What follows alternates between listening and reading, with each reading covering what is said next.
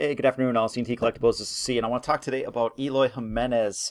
This is a player that I've liked for a while. I know a lot of people liked him as well, and so now we need to figure out what to do with him. Injuries are never a fun thing, but missing half a season last year, going to miss probably a whole season or almost all the season this year is just not going to help a young player get to where we want him to be for at least a long-term investment. So there's still going to be short-term opportunities, I believe, over the next few years, but those might be for selling at this point. I'm afraid with Eloy, I think just missing 2 years is too much unless your name is Ted Williams. So there isn't anybody like that right now, unfortunately. So we'll start off with a couple of the charts and get a feel for what the price action is telling us. And I don't think it's a big surprise. And then we're going to look at a couple of the fundamentals, his long term tracking, and then we're going to come up with an alternative for everybody that feels the need to speculate on somebody in a similar position to what Eloy just was.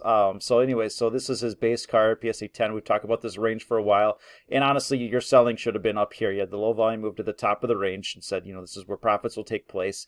I was very honest and said I'm going to hold because I look for a breakout at some point here, and with the news that he's going to be not playing this year, that changes a bit here. So there's a pretty steady downtrend. You had a little pop on the initial news. I don't know what that was all about, but now you're starting to see some selling come in, making new lows. So we've been making new lows for a while, and that's how it is. We thought there would be some decent buying in here. I don't think you see anybody buy at this point. I bought a few things recently. I'm like, hey, it's too cheap, and well, he's about to get cheaper, I'm afraid, but I don't know where buying steps in at this point. So you could see it here. I think in normal circumstances you would see it in here, but now you might be getting into that $30-$40 range, probably closer to $40. And even then, you may not have a lot of people ready to jump in. But at the same time, you may not have a lot of people that are willing to sell at that level either, because he should come back. He's going to be just 25.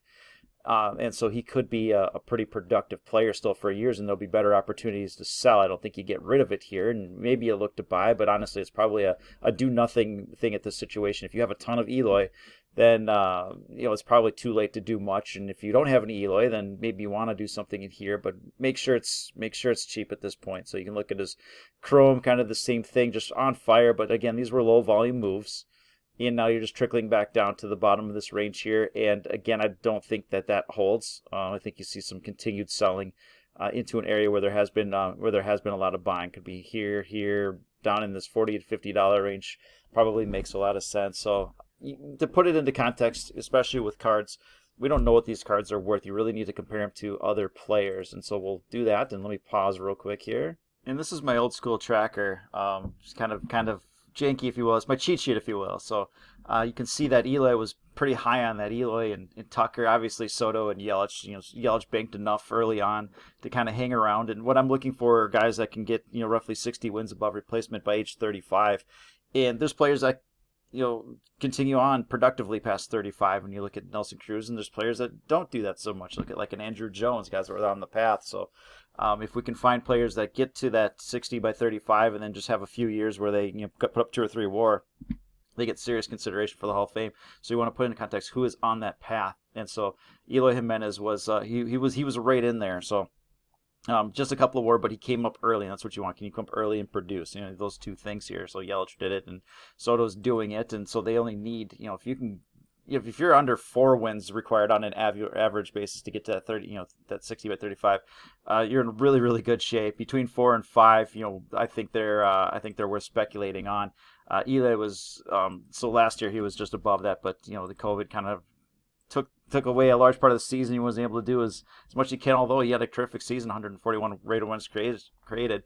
So he's just over that 5 level, which is, if you're going to be a Hall of Famer, you should be able to put up, some 6-7 win seasons. So it's not impossible, but let's say he misses this season and he comes in at 25 with 2.8 WAR. He needs to average close to that 6 season over a 10-year period, which makes things very, very difficult.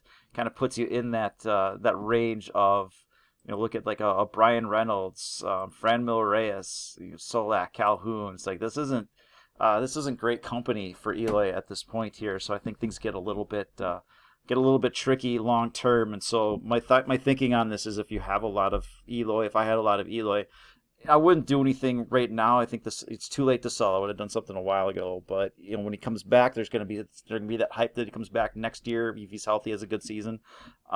Take advantage of the selling probably, and just hang on to a few things. I just don't think he's a a great long-term investment at this point. That could change. Maybe he plays to 38 or 39 and tears it up, but it is what it is. Again, missing almost 2 full seasons at this age is probably a little bit too tough here. So, a player that I would look at is Mr. Alex Verdugo. So here's a player, 24 years old. He's on a team that looks super interesting. And again, he's only got 5.5 wins above replacement. So this is all firmly in the speculation bucket here. But can he be a player that puts up between 4 and 5 wins on an annual basis going forward? He darn near elite bat. He hits just fine. The strikeout rate is at a level where a lot of these elite players, not everybody walks more than they strike out, but if you have that 20% strikeout rate or lower, I mean that's a great plate presence, and you see that out of a lot of these guys at the very high end. So price relative right now, Verdugo you can get a PSA 10 for like 10 or $50.